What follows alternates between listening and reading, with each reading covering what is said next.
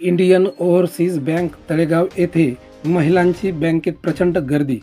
तळेगाव दिघे येथे माननीय मुख्यमंत्री लाडकी बहीण योजनेच्या पात्र महिलांना 15 ऑगस्टपासून त्यांच्या बँक अकाउंटमध्ये थेट DBD मार्फत जुलै व ऑगस्ट महिन्याचे असे एकूण 3,000 रुपये जमा होण्यास सुरुवात झाली। तसतशी बँकेत लाडक्या बहिणींची गर्दी उसळली आहे।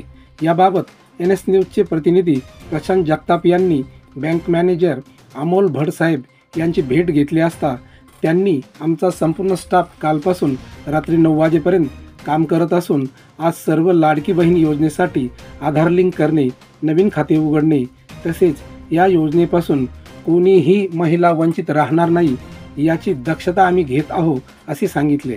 NS न्यूज करता प्रतिनिधी प्रशांत जगतापसह नवनाथ पाटील सदाफळ, तळेगाव दिघे।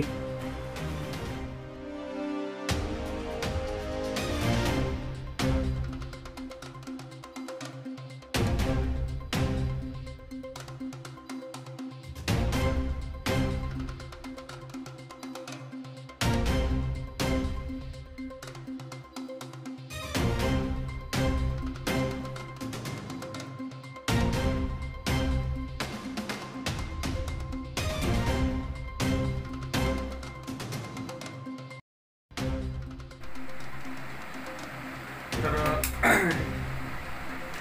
लाडकी बहीण किंवा लाडकी बहीण या संदर्भात बोलायचं असलं म्हटलं म्हणजे येत्या 10 ते 15 दिवसापासून ब्रँचमध्ये खूप सारी भीड होते।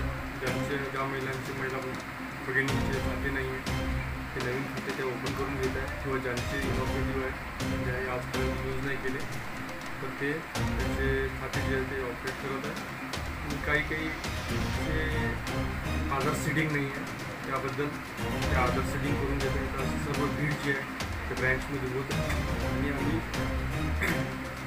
सर्व स्टाफ हे कार्य वारंवार करत आहे।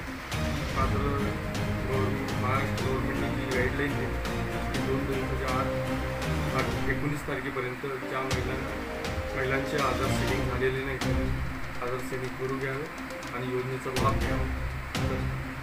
त्यानुसार आम्ही आमचा जो वर्किंग आवर आहे ते वाढवून घेतलेले आहे आणि 8 ते 9 वाजेपर्यंत आम्ही ते बसतो आणि ते काम करून घेत आहे।